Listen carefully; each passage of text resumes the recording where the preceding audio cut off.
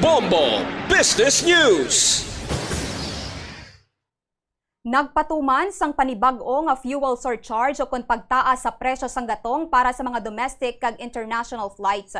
Ini matapos nga yara na sa level 19 ang airline fuel surcharge halin na Abril 16 tubtob 30 bangod sa nagapadayon pa nga kinagamo sa Middle East. Isa ini kadako nga pagbag-o matapos nga yara pa lang ini sa level 8 sang nagligad nga Abril 1 tubtob Abril 15 kung sa diin nadugangan lang sang 253 pesos tubtob 787 pesos ang pamasahe sa domestic flights, samtang nadugangan naman sang masobra 800 pesos, tubtob 6,200 pesos sa international flights. Subong hayara na sa level 19 ang Pilipinas, madugangan na ang pamasahe para sa domestic flights sang masobra 627 pesos, tubtob 1,800 pesos, kag masobra 2,000 pesos, tubtob 15,000 pesos and 300 para sa o kung 15,000 pesos and 300 para naman sa international flights.